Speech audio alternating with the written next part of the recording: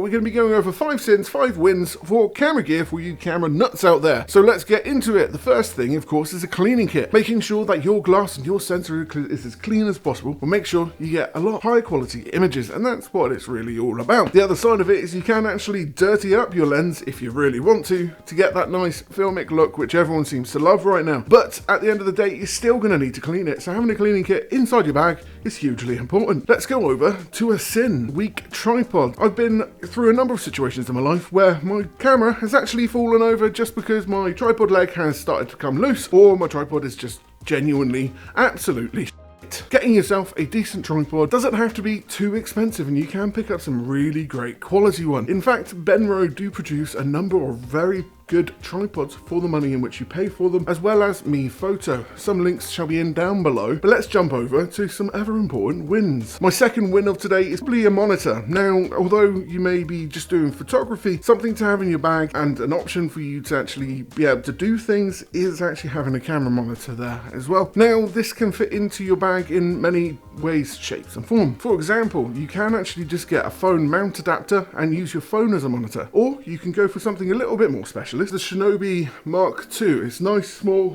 and ultimately lightweight, which will allow you to actually be able to see your image much better, especially if you're doing more filmmaking, but also for photography as well. If you just want to see the image on a big screen, having a monitor is actually really nice to have for an everyday carry use. But like I said, you can use your phone as well.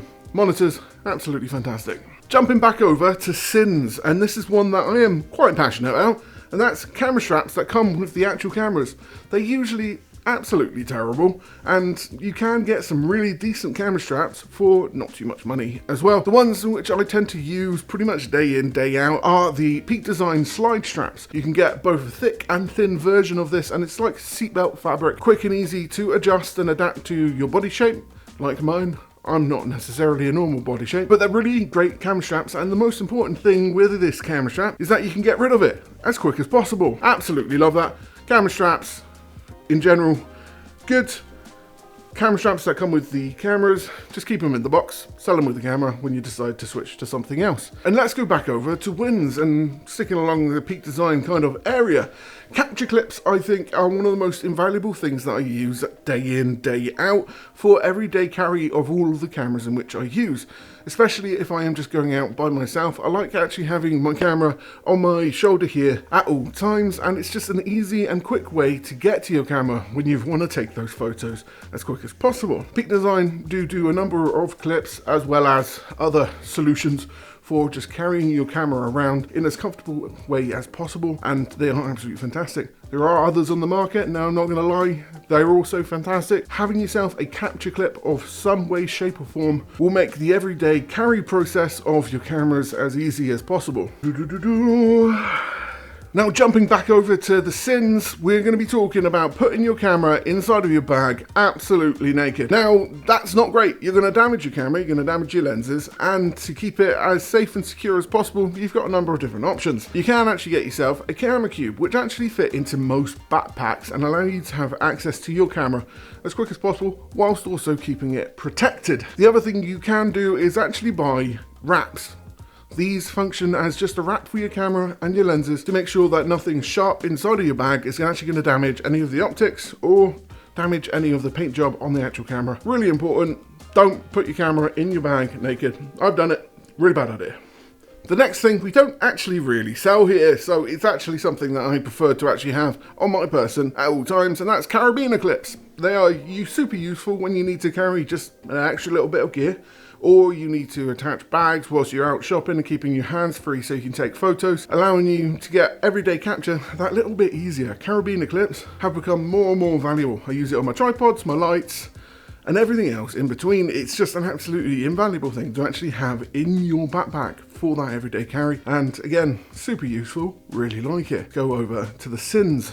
And this sin is gonna be having no caps on your lenses. Now, I am somebody that likes to have as quick access to be able to take a photo as quick as possible. If I want to change out a lens, I just want to click it on the actual camera and take a lens. And if I'm honest, I have lost hundreds, probably thousands of caps over my entire career.